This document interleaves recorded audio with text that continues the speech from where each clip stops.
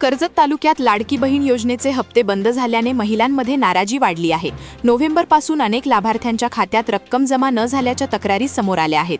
E-KYC पूर्ण करूनही लाभ न मिळाल्याने महिलांनी प्रशासनावर प्रश्नचिन्ह उपस्थित केले आहे। 5 महिन्यांपासून हप्ते प्रलंबित असल्याने संताप व्यक्त केला जात आहे। प्रलंबित रक्कम तातडीने जमा करावी, तांत्रिक अडचणी दूर कराव्यात अशा मागण्या करण्यात येत आहेत। दरम्यान ई-केवायसी मुदत 30 एप्रिलपर्यंत वाढवण्यात आली असली तरी प्रत्यक्ष लाभ कधी मिळणार याकडे लक्ष लागले आहे।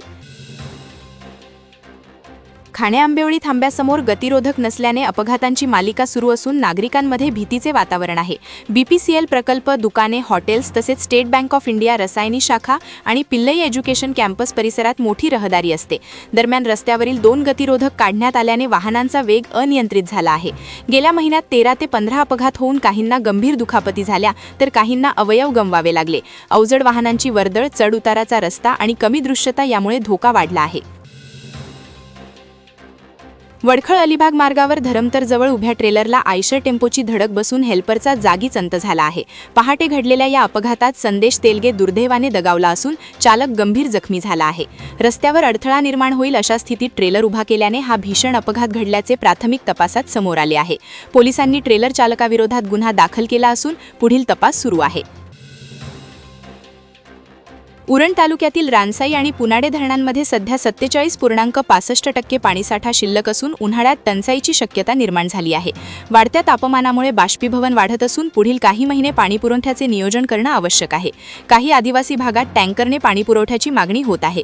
औद्योगिकीकरण आणि नागरीकरणामुळे पाण्याची मागणी वाढली आहे। प्रशासनाने पाणी टंचाई निवारण आराखडा तयार केला असून योग्य नियोजनाची गरज व्यक्त होत आहे। नवी मुंबईतील वाशी सेक्टर 17 मधील वर्धमान सर्कल परिसरात 2 कारमध्ये जोरदार धडक होऊन एक व्यक्ती गंभीर जखमी झाली आहे। टाटा टिगोर आणि वर्टस या वाहनांमध्ये झालेल्या अपघातामुळे परिसरात खळबळ उडाली होती। यातील जखमीला तातडीने रुग्णालयात दाखल करण्यात आले असून उपचार सुरू आहेत। प्राथमिक माहितीनुसार अतिवेग आणि निष्काळजीपणा हे अपघाताचे मुख्य कारण असल्याचे समोर आले आहे। दरम्यान वाहतूक नियमांचे काटेकोर पालन करण्याचे आवाहन प्रशासनाकडून करण्यात येत आहे। खालापूर वावर्ले येथे कांसा वारणा फाउंडेशनतर्फे संस्थापक अध्यक्ष दीपक पाटील यांच्या वाढदिवसानिमित्त भव्य कार्यक्रम पार पडला। या निमित्ताने राज्यभरातून आलेल्या सकल मराठा समाज समन्वयकांचा सन्मान करण्यात आला। मनोज जरांगे पाटील यांच्या आंदोलनावेळी योगदान देणाऱ्या कार्यकर्त्यांना गौरविण्यात आले। कार्यक्रमाची सुरुवात शिवाजीराव राजे जाधव यांच्या हस्ते दीपप्रज्वलनाने झाली। विद्यार्थिनींनी स्वागतगीत सादर करत वातावरण भारावून टाकले। उपस्थित मान्यवरांचा शाल, पुष्पगुच्छ व सन्मानचिन्ह देऊन गौरव करण्यात आला।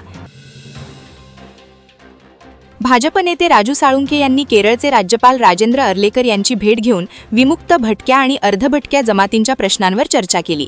या बैठकीत विविध राज्यातील समस्यांवर समन्वय साधून धोरणात्मक उपाययोजना करण्यावर भर देण्यात आला। समाजाच्या सामाजिक, आर्थिक आणि शैक्षणिक विकासासाठी सकारात्मक संवाद झाल्याचे सांगण्यात आले। या चर्चेमुळे DNT समाजाच्या प्रश्नांना नवी दिशा मिळेल असा विश्वास व्यक्त करण्यात आला। वादळवारा लाईव्हसाठी न्यूज ब्युरो, रायगड। नवी मुंबई व रायगड जिल्ह्यातील ताज्या बातम्या आणि घडामोडींसाठी सबस्क्राईब करा वादळवारा लाईव्ह चॅनल आणि दाबा बेल आयकॉन।